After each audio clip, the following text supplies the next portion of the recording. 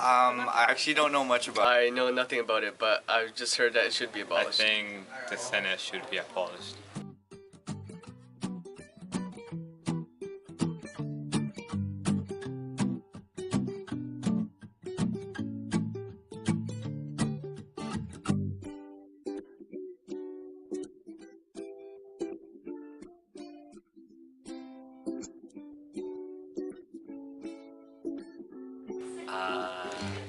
I think it should be abolished. Yes. I say it should be abolished. From what I've heard, I think it should be abolished. I think they should be abolished. I think that it should be abolished. Yeah, it costs too much money. I think the Senate should be abolished. Yes.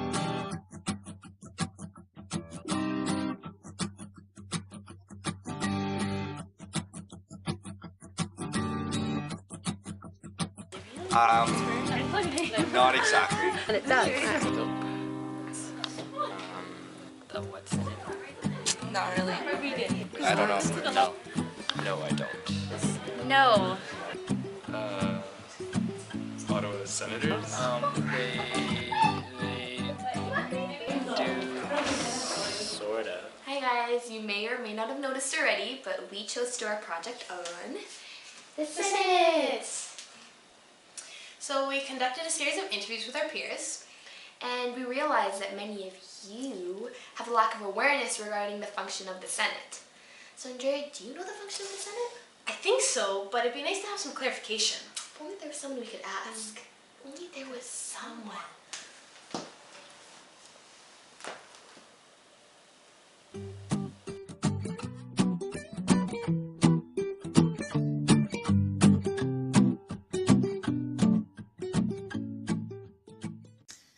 Yes, of course. The Senate is the other half of the legislative process. So what happens to a bill in the House must also follow the same course in the Senate.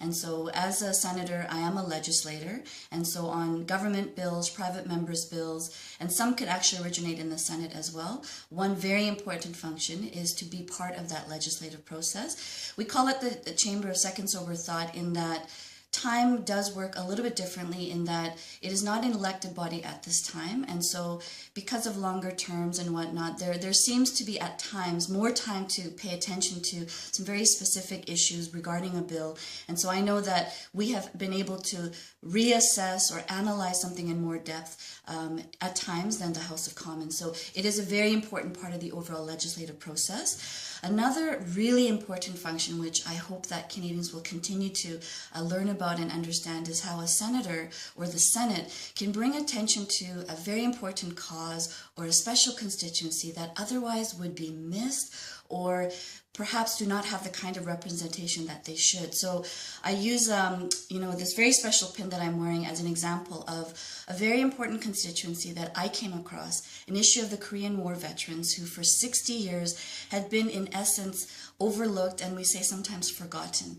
And so I can happily say that with the work that I have done, that I have championed this group, and there's now a bill that has been passed, and forever the Korean War veterans will not be forgotten in the way they have. So I know that various senators have different causes like this, and we can champion these things, and if we don't do it, then we know that there's no other institution or body that can do that. So I'm very proud of the work that other senators and myself have done on behalf of such constituents.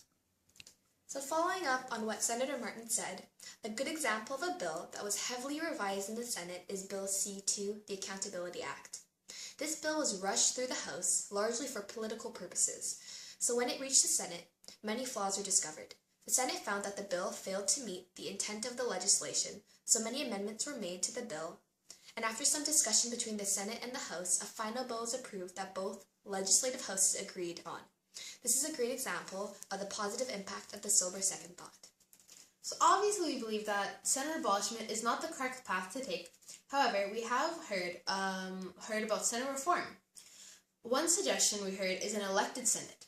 However, considering that Canada is one of the most democratic systems, 2 elected houses are not necessary, especially because making the Senate elected would result in a drastic change to the way the Senate operates. Politicians would be more focused on being re-elected than on research and championing certain organizations or causes. As it is now, senators are not subject to the unpredictability of elections and can track issues over a longer period of time compared to the ability of MPs. If we have an elected Senate, we would be moving away from the traditional Westminster system that is part of our Canadian heritage and moving towards the American government system. In the U.S. Congress, senators are elected and they spend much of their time and energy scrounging for money to get re-elected. And to leave you with a closing thought, in 2010, the Senate cost every Canadian $3.14, about the same as a cup of coffee. So we hope you enjoyed our presentation and thank you for watching. Bye!